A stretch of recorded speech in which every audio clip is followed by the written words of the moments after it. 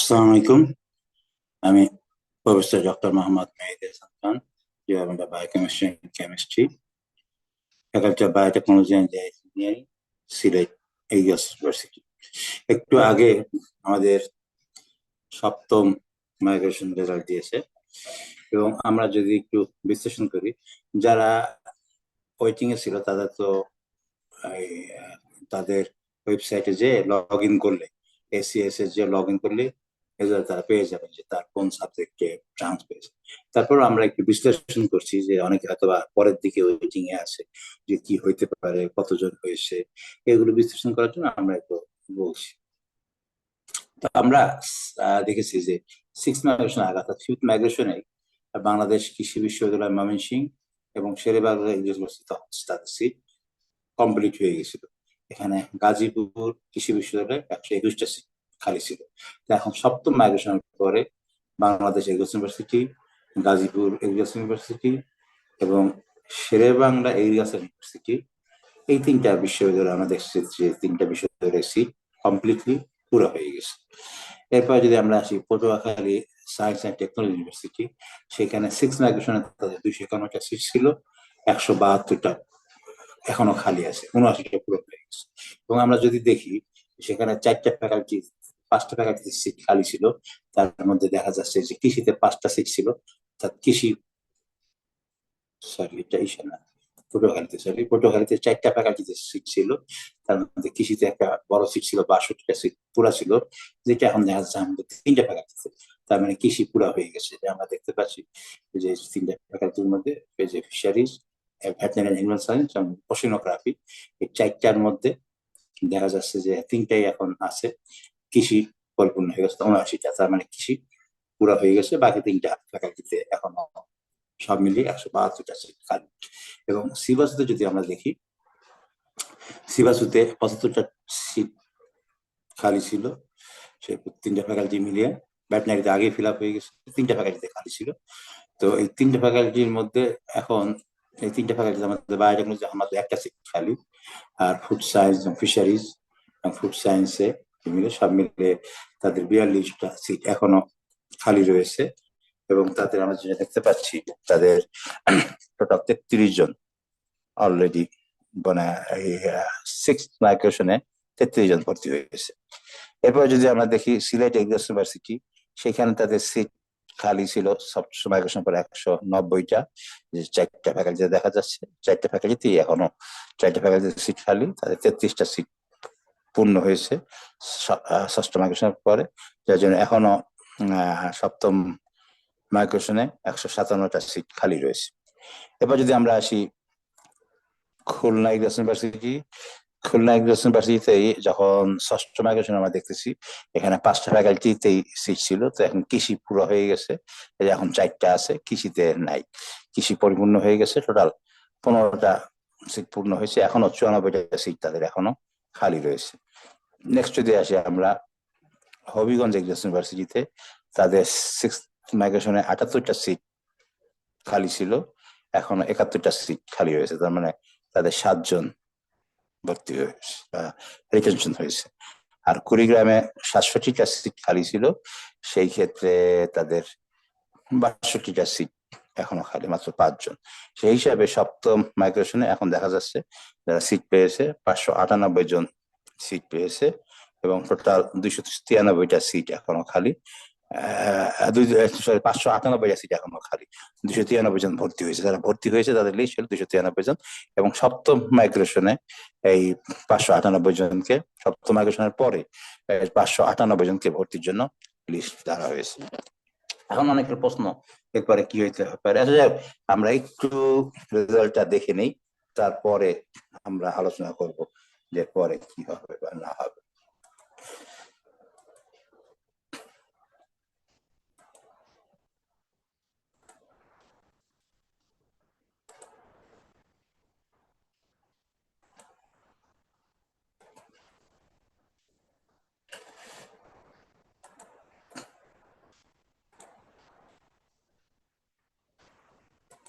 আমরা যদি একটু বড় করে দেখি, আশা করি দেখা যাচ্ছে। আমরা দেখছি যে 7th ওয়েটিং রেজাল্ট, যদি কোটা থাকে, আসলে কোটা এখানে নাই। তো এখানে প্রথমে আমরা দেখতে পাচ্ছি Patuakhali science and technology university পটুয়াখালীতে ফিশারিজে চান্স পেয়েছে এই 59 জন, তাদের রোল নাম্বার দেখা যাচ্ছে।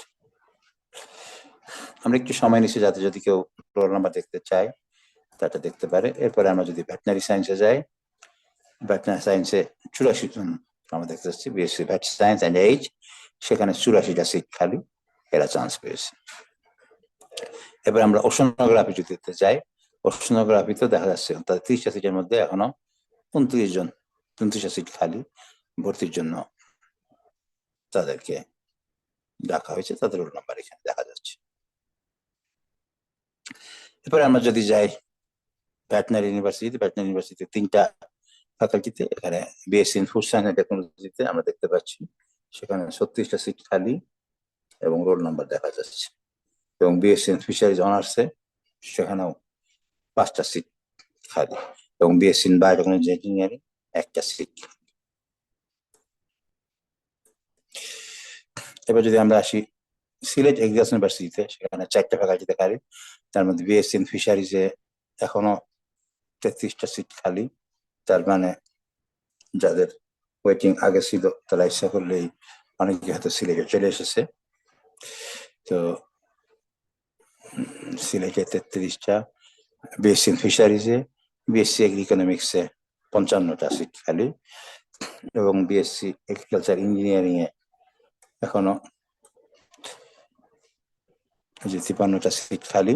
আমরা একটু দেরি করতেছি যাতে যদি কারো রোল নাম্বার দেখতে চায় যাতে তার রোল নাম্বারটা সে দেখতে পারে একটু সময় নিয়ে। যে ফিশারিজের roll number, economics, agri engineering, এবং এরপরে আছে হলো BSc in biotechnology and engineering, সেখানে আমরা দেখছি 16টা, সেখানে 18টা সিট ছিল, মাত্র 2 জন ষষ্ঠ মাইগ্রেশনে 2 জন হয়তো বা রিটেনশন হয়েছে বা চয়েস দিয়েছিল।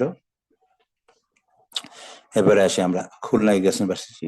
খুলনা যেটা আমি বললাম যে ভেটেনারি অ্যান্ড অ্যানিমাল হাজবেন্ডারিতে 20টা আছে, এগ্রিকালচার ফিল আপ হয়ে গেছে, এগ্রিকালচার ফ্যাকাল্টিতে সিট খালি নাই। বিএসসি ইন ফিশারিজে 22টা, এগ্রি ইকোনমিক্সে 30টা, এগ্রি ইকোনমিক্স মোটামুটি দেখা যাচ্ছে পুরোটাই আসলে খালি রয়েছে তাদের, এবং এগ্রিকালচার ইঞ্জিনিয়ারিং এ 22টা সিট এখনো খালি। নেক্সট যদি আমরা আসি হবিগঞ্জ, হবিগঞ্জে দেখা যাচ্ছে যে এগ্রিকালচারে, বিএসসি ইন এগ্রিকালচারে 19টা সিট খালি, এই যে roll number, BSc in fisheries অনার্সে 29টা, BSc vet science and H A 23টা। এবার যদি আমরা আসি কুড়িগ্রাম, সর্বশেষ কুড়িগ্রাম এগ্রিকালচার ইউনিভার্সিটিতে আমরা দেখতে পাচ্ছি বিএসসি ইন এগ্রিকালচারে 25টা, বিএসসি ইন ফিশারিজে 37টা সিট। এবার যেটা বলেছিলাম যে আলোচনাগুলো আমরা করছিলাম যে এবার যেহেতু ভর্তি পরীক্ষা আগে হয়েছে, আমরা যদি আবার এটাকে বন্ধ করে ইসে যাই, স্টপ শেয়ারে যাই, আমরা এক্সেল এ যাই,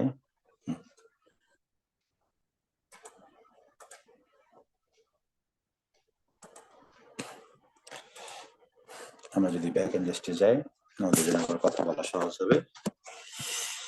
যেটা বলছিলাম যে আমাদের যেহেতু এরপরে ঈদের ছুটি হয়ে যাবে, অনেকে প্রশ্ন করতেছে যারা ওয়েটিং এ আছে যে এরপরে কি হবে, কোনো বিজ্ঞপ্তি দিবে কিনা, এসবগুলো নির্ভর করবে আসলে কত সিট খালি।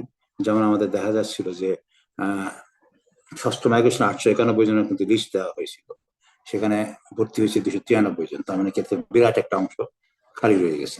এখন এই যে 598 সংখ্যাটা প্রায় 600 কাছাকাছি।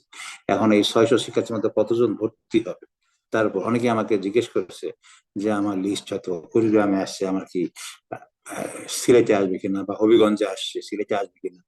আসলে আমরা তো বলতে পারি না কতজন ভর্তি হবে বা কতজন চয়েস দিবে বা কতজন, যদি চয়েস দেয়, যদি বেশি ছাত্র চয়েস দেয় তাহলে তো উপরে যাবে না, আর যদি কম ছাত্র চয়েস দেয় তাহলে তো উপরে যাবে। আরেকটা জিনিস অনেকে প্রশ্ন করতেছে, অনেক শিক্ষার্থীকে আমি প্রশ্ন করতে দেখছি যে আমি তো এখন 4-এ চলে গেছি, 5-এ চলে গেছি, আমি শেরে বাংলা বা গাঁওতে নেক্সট মাইগ্রেশন কত দূর আগাবে। আসলে শুরুর দিকে এগুলো তো দেখা সিট কিন্তু খালি নেই অলরেডি, কিন্তু বাকৃবি, গাজীপুর এবং শেরে বাংলা এই 3টা ইউনিভার্সিটি কমপ্লিটলি ফিল আপ হয়ে গেছে, সেখানে সিট খালি নাই, যদি না কেউ ভর্তি বাতিল করে। ভর্তি বাতিল না করলে তাদের সিট খালি নাই। সেই হিসাবে শীঘ্রই এই 3টা ইউনিভার্সিটিতে আর সাবজেক্ট আগানোর সুযোগ নাই, বা অন্য কোনো ইউনিভার্সিটি থেকে এই ইউনিভার্সিটিগুলিতে যাওয়ার সুযোগ নাই। আর আপনারা যারা 6 মাইগ্রেশন পর্যন্ত হয়ে গেছেন তারা তো অলরেডি সেটেল হয়ে গেছে যে কোন জায়গায় ভর্তি হবে, যার জন্য এদের কিন্তু আর মাইগ্রেশন হয়ে আগে যাওয়ার সুযোগ নাই। আছে মাইগ্রেশনের আগে যাওয়ার সুযোগ আছে কাদের? যারা এই যে 7 যে মাইগ্রেশনের পরে এখন যে সাবজেক্ট পেয়ে, মনে করেন এখন একজন হয়তোবা কুড়িগ্রামে পেয়েছে, তার চয়েস আগে আছে হবিগঞ্জে, বা কেউ হবিগঞ্জে আছে, তার তো আগে চয়েস আছে খুলনা অথবা সিলেটে, অথবা তার একই ইউনিভার্সিটিতে হয়তোবা ইকোনমিক্সে তার হয়েছে, তার আগে চয়েস দেওয়া আছে বায়োটেক, সে বায়োটেকে চলে আসলো, বা তার আগে চয়েস আছে ফিশারিজ। অর্থাৎ একই ইউনিভার্সিটির মধ্যে অথবা একই কি বলে ওই ভিন্ন ইউনিভার্সিটির মধ্যে এই হইতে পারে কাদের, যাদের যে 7 মাইগ্রেশনে যাদের এখন লিস্ট দেওয়া হয়েছে, এদের মাইগ্রেশন আবার সম্ভাবনা আছে, সম্ভাবনা হয়ে আগে আসতে পারে। কিন্তু এর আগে পর্যন্ত 6 মাইগ্রেশন হয়ে যারা সেটেল হয়ে গেছে, 6 মাইগ্রেশনের সময় অনেকে ছিল না, আজকে অনেকেরই দেখা যাবে যে মাইগ্রেশন হয়ে গেছে যারা, কিন্তু 5th মাইগ্রেশন পর্যন্ত যারা সেটেল হয়ে গেছে তাদের তো হওয়ার সুযোগ নয়। 6 মাইগ্রেশন যারা হয়েছে তারা একটু চেক করে দেখতে পারেন, হয়তো বা তাদের মাইগ্রেশন হয়ে যেতে পারে। নেক্সট, অনেকে প্রশ্ন করতেছে যে আমার কত টাকা লাগবে, কি লাগবে। এই বিষয়ে আসলে আমরা বারবার বলেছি বা লিস্ট আছে, আপনারা যদি একটু অনুগ্রহ করে আমাদের ওই কোন ইউনিভার্সিটির জন্য কত ফিস দেওয়া আছে ওইটা দেখে নিতে পারেন। নেক্সট যেটা প্রশ্ন হলো, অনেকে প্রশ্ন করতেছে গণবিজ্ঞপ্তি হবে কিনা কবে। এখনো তো এই বিষয়ে জানানো হয় নাই, যেহেতু সামনে কোরবানি ঈদের ছুটি, কোরবানি ঈদের পর ইউনিভার্সিটি খুলবে, তারপরে পরিস্থিতি কি দাঁড়াবে সবকিছু নির্ভর করার পরে তখন হয়তো বা একটা বিজ্ঞপ্তি দিবে। যদি দেখা যাচ্ছে যে এখন অনেক সিট খালি, তাহলে হয়তো আবারও একটা বা 2টা মাইগ্রেশন হতে পারে। এরপরে যখন কম সিট খালি থাকবে তখন হয়তো বা গণবিজ্ঞপ্তি দেবে। আর হয়তো এখন তো ভর্তি ডেট দেয় না, একবার তো ভর্তি ডেট দিয়েছিল 4 দিন, তারপরে তো অনেক সিট খালি ছিল, যার জন্য এখন হয়তো মোটামুটি ভর্তি হইলে তারপরে মানে ভর্তি মানে কনফার্ম হইলে তারপরে ভর্তি ডেট দিবে। আরেকটা প্রশ্ন আসছে, অনেকে প্রশ্ন করতেছে যে আমি 10,000 টাকা দিয়ে কনফার্ম হয়েছি কিন্তু আমার ভর্তি হবো না, আমি ভর্তি বাতিল করি, তাহলে আমি 10,000 টাকা ফেরত আর? উত্তর হলো না। আর যারা ভর্তি হয়ে গেছে, যারা এর আগে পুরো কমপ্লিটলি টাকা দিয়ে ভর্তি হয়ে গেছে, সে যদি এখন ভর্তি বাতিল করে তাকে আরো অতিরিক্ত 10,000 টাকা দিতে হবে, কারণ তার সিট একটা নষ্ট হয়েছে, এই জন্য তাকে 10,000 টাকা দিতে হবে। কিন্তু যারা নর্মালি এখন পুরো ভর্তি হন নাই, শুধুমাত্র 10,000 টাকা দিয়ে কনফার্ম করবেন, তাদের শুধু এই 10,000 টাকায় মায়ের যাবে বা হয়ে যাবে, বাতিল হয়ে যাবে, কিন্তু আর কোনো অতিরিক্ত টাকা তারা দেওয়া লাগবে না, কিন্তু এই টাকা ফেরত পাওয়ার কোনো সুযোগ নাই। সেজন্য আপনার চিন্তা ভাবনা করে আপনারা ঠিক হবে। এখানে সময় দেওয়া আছে যে 3 দিন সময় দেওয়া আছে, আজকে 15 তারিখ, 16, 17, 18, এই 3 দিন সময় যে দেওয়া আছে, এই 3 দিন সময়ের মধ্যে আমরা এই করে ফেলবো। আর যে এর আগের বার যে সমস্যা হয়েছিল, দেখা গেছিল ওই যে সার্ভারে সমস্যার কারণে অনেকেরই হয়েছে যে আপনি টাকা জমা দেন নাই, বা এরকম বিভিন্ন রকম বিজ্ঞপ্তি আসছিল, এগুলো আসলে দুর্ঘটনা ছিল, মানে সার্ভারের সমস্যার কারণে এগুলো হয়েছিল, পরে তো ঠিক হয়ে গেছিল। আর আমরা চেষ্টা করি প্রথম দিনই টাকা দিতে পারলে ভালো। যদি কোনো কারণে লাইনে সমস্যা থাকে, যেমন এবার এই যে যারা 6th মাইগ্রেশনের পর যারা ভর্তি হওয়ার জন্য কনফার্ম হতে চাচ্ছিল, প্রথম দিন টাকা নিচ্ছিল না সার্ভারে, যার জন্য এটা তারা পরের দিন তারা ঠিক হয়ে গেছে। সেজন্য কবে আমি যদি চিন্তাই করি যে আমি থার্ড ডেতে করবো, পরে দেখা গেল সার্ভারের সমস্যা, আমি টাকা জমা দিতে পারলাম না, সেই ক্ষেত্রে সমস্যা হইতে পারে। এই জন্য আমি মনে করি যে শনিবারে যদি টাকা দিয়ে দেওয়া যায় ভালো, না দিতে পারলে তখন রবিবার 2 দিন তো সময় আছে, তখন করা ভালো। যে কোনো বিষয়ে শুরুর দিকেই করা ভালো। আর যে কোন ফ্যাকাল্টিতে কি চাকরি, এই বিষয়েও আসলে আমরা আমাদের আছে কি বলে মেসেজ আছে, অনেকেই প্রশ্ন করে যে এই ফ্যাকাল্টিতে ভর্তি হবো না, ওই ফ্যাকাল্টিতে ভর্তি হবে, এটা যাবো না ওইটা যাবো। এটা আসলে এটা আপনার জীবনের ব্যাপার। আমার কাছে যেটা ভালো লাগবে আপনার কাছে সেটা ভালো নাও লাগতে পারে। আমরা যদি খেলাধুলায় বলে, এখন যে আর্জেন্টিনা সাপোর্টার, তাকে যদি বলে কোন দল ভালো, সে বলবে আর্জেন্টিনা ভালো। আবার যে ব্রাজিলের সাপোর্টার, সে বলবে ব্রাজিল ভালো। খেলাধুলাতেও আমরা দেখি এই দল ভালো। তেমন সবই ভালো, কোনটাই আমরা খারাপ বলবো না। সমস্ত ফ্যাকাল্টিতেই চাকরি আছে, কোনটা এরকম ভাবে না যে কোন ইউনিভার্সিটি খারাপ ভাই।